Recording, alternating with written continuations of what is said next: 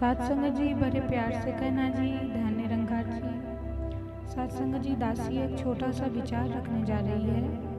कोई भूल त्रुटि होगी तो सात संगत जी क्षमा करिएगा। सात संगत जी, एक गांव में दो दंपति रहते थे, पति पत्नी रहते थे। वो बहुत ही गरीब थे।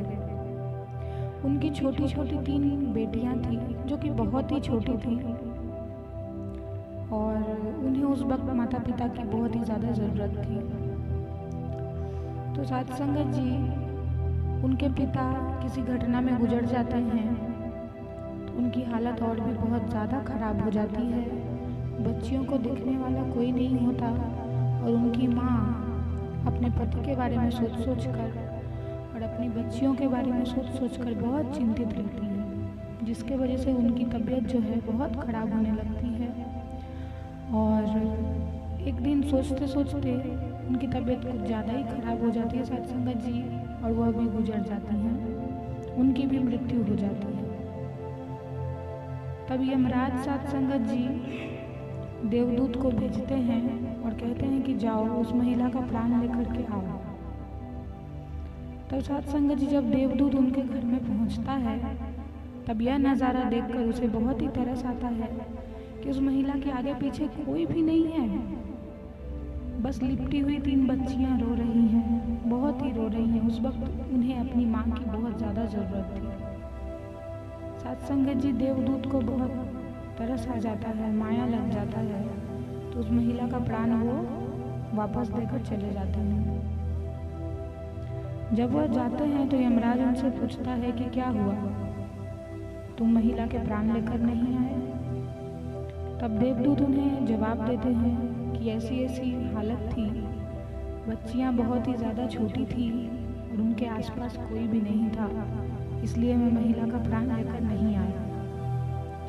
तब सात संगत जी, यमराज बहुत ही नाराज़ होता है, बहुत ही गुस्सा होता है और वह जवाब देता है कि ईश्वर जो करते हैं सबकी भलाई के लिए करते हैं, जो वो कर रहे हैं वो भी अच्छे के लिए कर रहे हैं, जो करेंगे वो भी अच्छे के लिए करेंगे।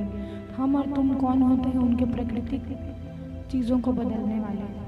उनकी इच्छा के अनुसार सबका जन्म होता है, उनकी इच्छा के अनुसार सबकी मृत्यु होती है। इस वजह से तुम्हें मैं दंड देता हूँ।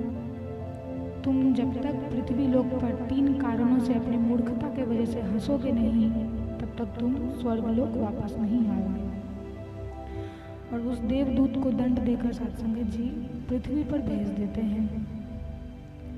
सत्संगत जी, जैसा कि वह देवदूत पृथ्वी पर आ जाता है, उसके पास कुछ भी नहीं रहता। वो पूरा नग्न वस्त्र सोया रहता है, ठंड में कपकपाते हुए। उसे बहुत कष्ट होती है।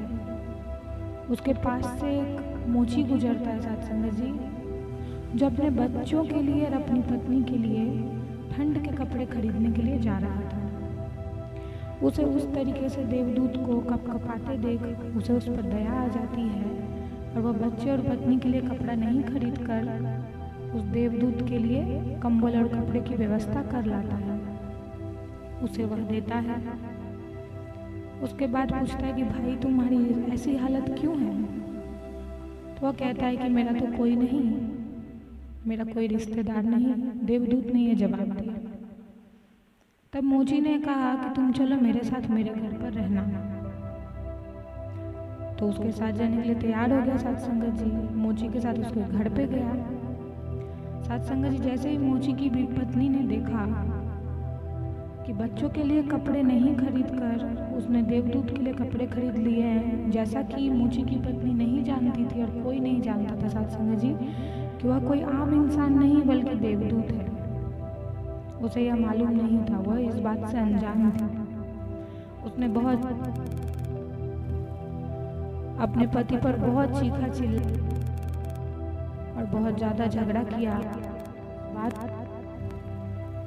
इस बात पर देवदूत को बहुत हंसी आई अपनी मूर्खता पर यह देखकर कि मोची की पत्नी यह तो देख रही है कि उसके दिए गए पैसों से उसने देवदूत के लिए सामान खरीदा, कंबल खरीदा, कपड़े खरीदे, लेकिन वह यह नहीं देख पा रही है कि देवदूत के आने से उसके घर की सारी दरिद्रता और सब कुछ दूर हो जाएगा सत्संग जी। तो वह यह देखकर बहुत हंसा पहली बार। तो मोची ने उससे पूछा कि भाई, मेरी पत्नी तो झगड़ा कर रही है, तुम क्यों इतना हंस रहे हो?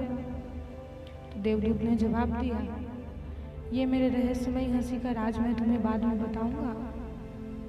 तो आगे चलिए।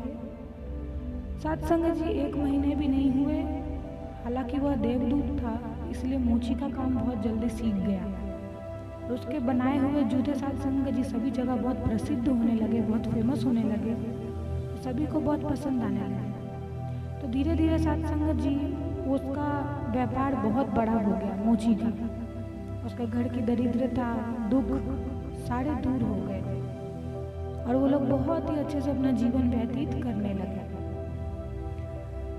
सत्संग जी हुआ ये कि एक बार एक राजा ने देखा कि उसके जूते बहुत फेमस हैं। उसने भी अपने कर्मचारियों को देकर चमड़े भिजवाए कि मेरे लिए भी सुंदर सा एक जूता बनवा कर लेकर आओ, मैंने सुना है कि वो बहुत अच्छा जूता बनाता है।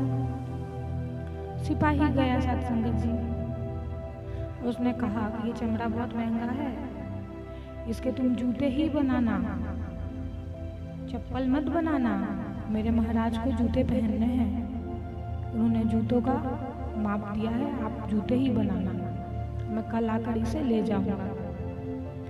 मोची ने देवदूत को बहुत अच्छे से समझाया, देखो भाई, राजा की तरफ से ऑर्डर आया है, एकदम अच्छे से जूते बनाना, चप्पल मत बनाना।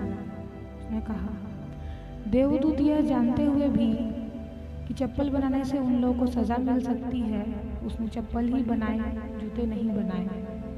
यह देखकर मोची की हालत बहुत खराब हो गई और उसने देवदूत को बहुत ही अनाप शनाप बका, इतना तक कि उसे लाठी लेकर मारने के लिए भी दौड़ा सत्संग जी कि मैंने जूते बनाने को कहा, तुमने चप्पल क्यों बनाया, तुम्हारी वजह से मुझे भी मृत्यु प्रदान होगी। इतने में ही वह सिपाही आया और उसने कहा कि भाई, मुझे तो जूते की आवश्यकता थी पर अब मुझे चप्पल चाहिए, क्योंकि हमारे महाराज का देहांत हो गया है और हमारे यहाँ यह प्रथा है कि आदमी मरने के बाद चप्पल पहनकर जाते हैं, आखिरी विदाई जो होती है चप्पल पहनकर होती है। तो महाराज के लिए चमड़े के चप्पल चाहिए थे। यह सुनकर मोची बहुत ही दुखी होता है कि मैंने देवदूत को मारा, उसे अनाप शनाप बका। सत्संग जी वो देवदूत था इसलिए सब कुछ पता चल गया था उसको। तो वह दूसरी बार उस दिन अपनी मूर्खता पर हंसता है, यह देखते हुए कि कोई नहीं जानता सत्संग जी कि वो देवदूत है और उसे सब कुछ पता चल जाता है और वो हंसता है। उस दिन वह दूसरी बार हंसता है तो मुझे भी पूछता है कि भाई, मैंने तुम्हें इतना मारा, इतना अनाप शनाप बोला, फिर भी तुम हंस रहे हो। उसने उस दिन भी कहा कि मैं इस हंसी का राज तुम्हें समय आने पर बताऊंगा। ऐसे ही सत्संग जी कुछ साल और बीत गए। सत्संग जी वो मोची बहुत फेमस हो गया था देवदूत के कारण। उस देवदूत के पास 3 सुंदर सुंदर लड़कियां आती हैं जो बहुत ही जवान और खूबसूरत रहती हैं। उनके साथ एक बूढ़ी औरत भी आती है। उन तीनों लड़कियों की शादी थी सत्संग जी, इसलिए उन लोगों ने अपने जूते के माप देने के लिए बूढ़ी औरत के साथ आते हैं। देवदूत उन्हें देखते ही पहचान जाता है कि वह वही 3 बच्चियां हैं जिनकी माँ का प्राण नहीं ले जाने के कारण उसे आज ये दंड भुगतना पड़ रहा है। तभी वह बोल पड़ता है कि माताजी, क्या आपकी बेटियां हैं? तब बूढ़ी औरत जवाब देती है, नहीं, इसकी माँ तो बचपन में ही गुजर गई। मेरी करोड़ों की संपत्ति है और दुर्भाग्य से मेरा कोई संतान भी नहीं है, इसलिए मैंने इसी 3 बच्चियों को गोद ले लिया। आज मैं उनकी शादी बहुत ही ऊंचे और बड़े घराने में कर रही हूँ। भाई, अच्छे से जूते बनाना। तब वह देवदूत अपनी मूर्खता पर तीसरी बार उस दिन बहुत ही हंसता है, बहुत ज़्यादा हंसता है और सोचता है कि आज उसकी माँ अगर जिंदा होती तो आज भी बच्चियों की हालत वही दरिद्रता और गरीबी में गुजरती है। सत्संगत जी, उस दिन उसे दंड से मुक्ति मिल जाती है और वह मोची को सारी बातें बताकर स्वर्गलोक पधार जाता है और जाकर महाराज से सब कहता है। सत्संगत जी, इस कहानी से हमें यही शिक्षा मिलती है कि हमारा जो मालिक है, हमारा जो समय का पैगंबर है, हमारे जो सतगुरु हैं, हमारे जो प्रभु हैं, जो कुछ भी हमारे साथ करते हैं, जो हमारे साथ हो रहा है, जो होने वाला है, वो सब सत्संगत जी अच्छे के लिए ही होता है, कुछ भी बुरा नहीं है। आपके पास अगर खराब समय आ रहा है तो भी वह अच्छा है और अच्छा समय आ रहा है तो भी वह अच्छा ही है। सत्संगत जी, आप सबको दासी का विचार कैसा लगा आप सब जरूर बताइएगा और भूल त्रुटि हो गई हो तो क्षमा करिएगा। धन्यवाद।